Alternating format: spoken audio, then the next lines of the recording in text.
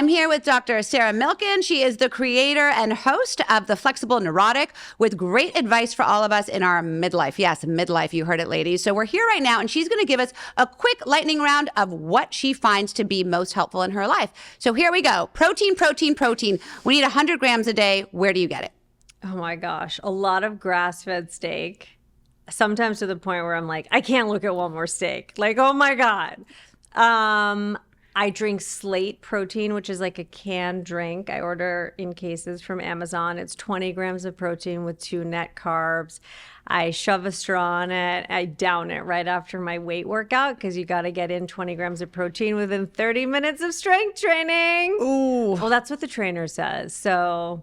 All right. It's quick. It's okay. quick. Okay. What is one thing you do daily for yourself? I walk on the treadmill. What's one thing you do to bring joy into your house? We laugh. We all make fun of each other. We save each other's like ugly photos and memes and we send them on group chats. There's a lot of humor in my house. A lot of dry, sarcastic humor. That's a good thing. That's an important thing. Yeah. How often do you have date night with your husband? We usually do date lunch on Fridays if he can squeeze me in around the golf. You know, he says it's not the golf. He says it's my podcast, but I say it's the golf. And I would say that's most of it. And I would say we do maybe one date night plus the date lunch. I prefer the lunch because then I don't have to stress about like what I'm eating at night and all of that. It's like I can kind of just like go home, check out, and not have to worry about dinner. I like that. And you only have one at home. So you don't like to cook? I do not like to cook. So what does dinner look like at your household? It's a nightmare. I'm just going to be honest. It's like, even my husband's like, I'm so sick of food. I'm like, I know. My daughter does cook. She's a senior in high school. But, you know, she's applying to colleges and she has a lot of schoolwork. So she tends to kind of like make whatever she wants or she orders. And then my husband and I do some kind of shit show.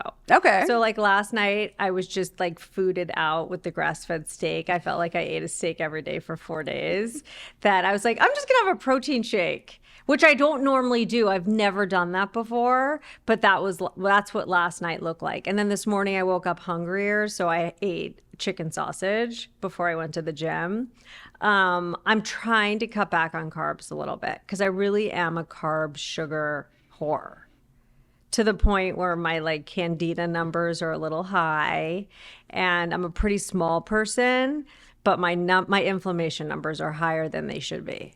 So in order to bring your inflammation down, you're eating more protein. Is that keeping you satiated so you're eating less carbs? More protein, less starch, which is really hard for me.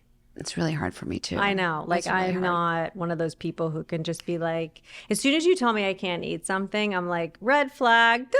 Yes. Yeah, I'd much rather have a pasta bolognese than I'm with you. I'm with you. It's really hard for me. But we can't do that at this age anymore. No. And so you suck it up. And it's not even just about like waist size. It's for me right now, like I tortured my whole house with poop tests, stool tests. Did you? I know. Was it helpful? Beyond helpful. What company did you use? I have 2 of them. I have to look them up. I don't know. I did it through my doctor, but it's very fascinating because my kids and my husband and I do Boston Heart Lab every year, where you get this like 30-page report and they take vials and vials of blood and you think you know all this information and it's amazing. You do. Like they tell you everything. But the one thing it doesn't tell you is about your gut microbiome. And I think that that's going to be the next big thing that hits doctors' offices is like, in my mind, I was like, oh, I'm such a healthy person. Like I got my cholesterol under control and this and that. And then I got these tests back and I was like, oh shit, literally and figuratively. Because you don't realize like parasites, you don't have to have symptoms for all these things. It's like parasites and candida and like all these things. And I'm just like, oh my God.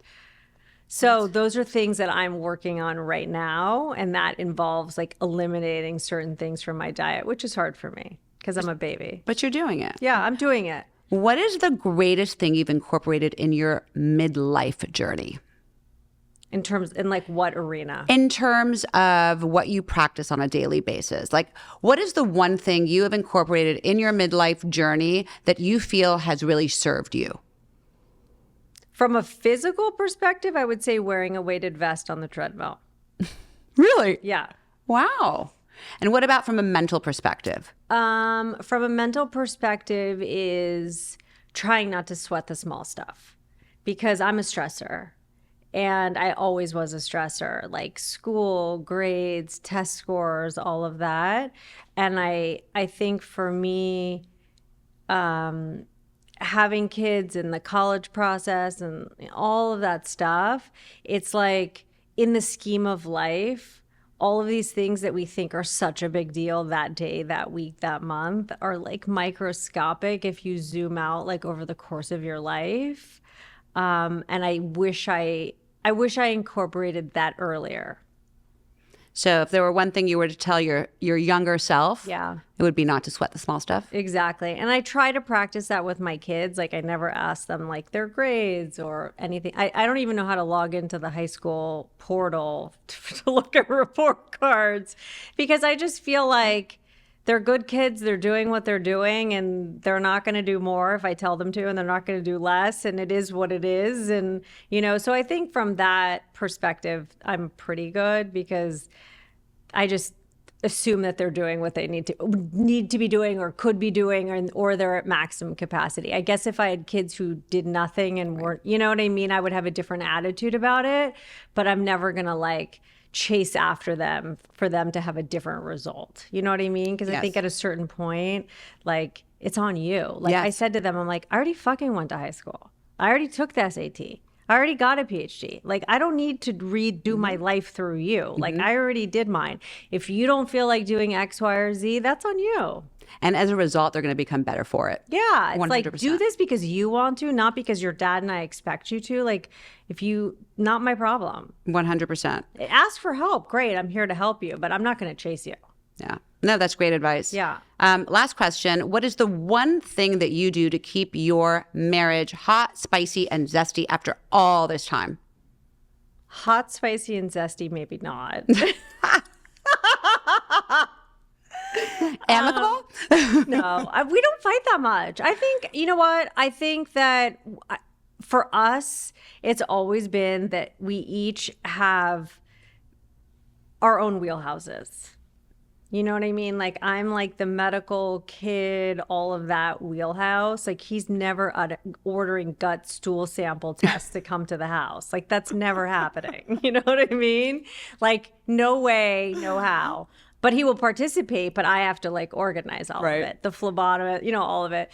And like for me, like I don't do finances or forms. Like if anything requires a school form, it says forward to Jeremy Milken.